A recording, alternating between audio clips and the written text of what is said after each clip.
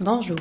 Dans ce tuto, nous allons réaliser en fait le package 4, donc du TP1 ETL, donc relatif à la question 12. Donc l'objectif c'est de charger la table data en utilisant le composant lookup.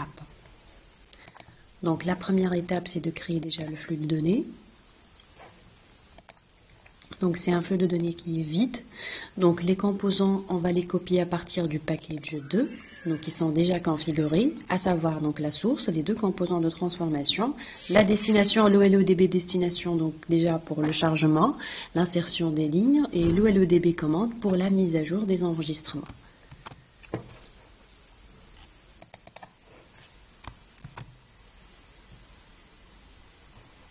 Alors, par la suite, on ajoute le composant lookup et on va commencer la configuration et le lien. Et on va relier bien sûr les composants du haut en bas.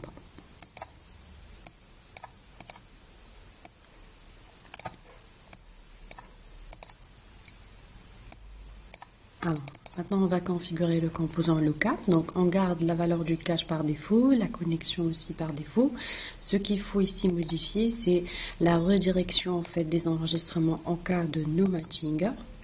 Donc là, on va spécifier la table avec laquelle il y aura la vérification des données.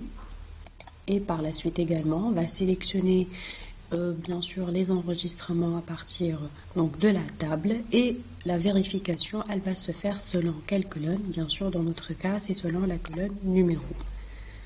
Donc au niveau de l'onglet Advanced, donc là il vous montre la requête qui est générée au niveau du composant lookup qui va nous permettre en fait la vérification de la ligne depuis le fichier vers la table.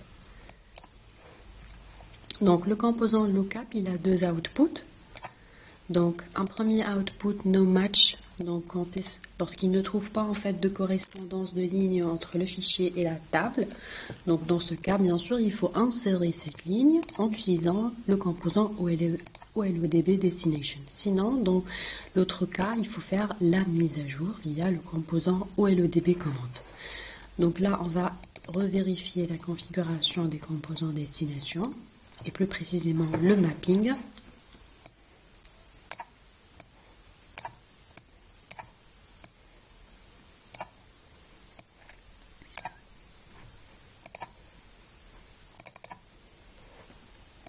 Également, au niveau de LODB commande, il faut revérifier également le mapping.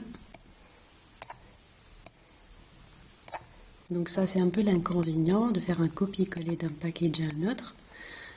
Donc il faut en fait vérifier par la suite le mapping qui a été généré automatiquement.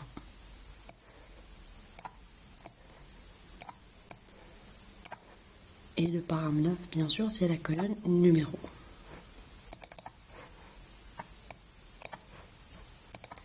Alors, donc avant bien sûr de créer le package, j'ai vidé la table. Donc maintenant je vais exécuter mon package pour vérifier mon flux de données.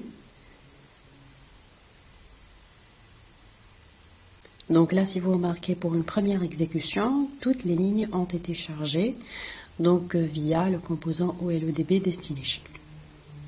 Donc je vais réexécuter le package pour une deuxième fois.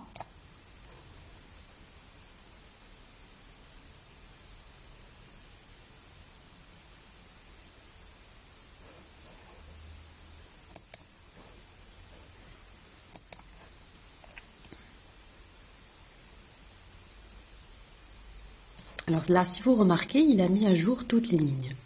Donc on va essayer d'optimiser notre flux de données. Donc logiquement, on ne devrait faire une mise à jour que seulement s'il y a une donnée différente depuis le fichier vers la table. Donc pour ce faire, je vais ajouter le composant Conditional Split qui va récupérer en fait les données matchées donc depuis la source. Et on va ajouter ici une condition de modification. Donc réellement, quand est-ce qu'on doit modifier? Si une donnée est différente entre le fichier et donc la source. Donc plus précisément le nom. Donc il doit être différent du nom existant dans la table. Ou donc val1 est différente du fichier aussi par rapport à la table, etc. Donc jusqu'à la colonne décision.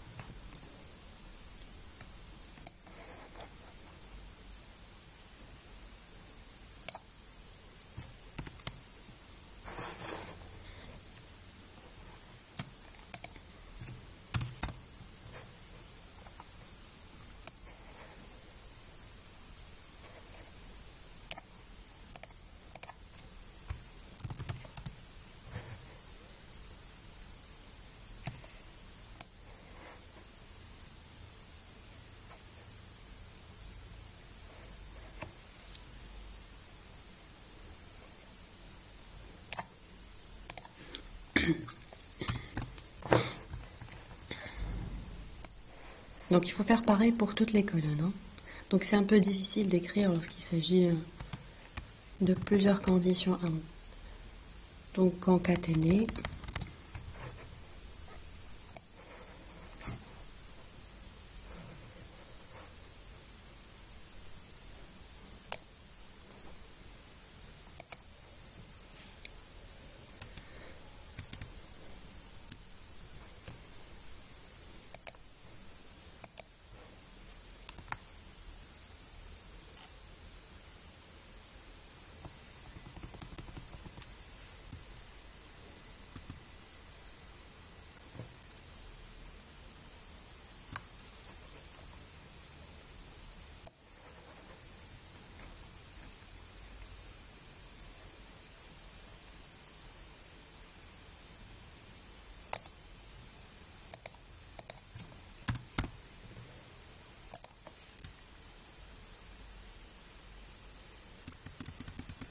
Donc une fois on termine la condition, on valide. Donc là, quand est-ce qu'on va faire la mise à jour? Si la condition modif et les vérifie. Donc maintenant on va relancer notre package pour vérifier. Donc vous voyez ici le flux de données, il s'arrête au niveau du composant Conditional Split. Donc on peut vérifier l'insertion des lignes au niveau de LEDB Destination, au niveau de la base.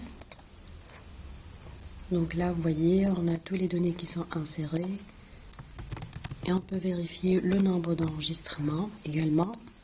Donc 6855 lignes. Donc ça c'était en fait le package 4 relatif à l'insertion ou le chargement d'une table via la technique du composant lookup. Merci pour votre attention.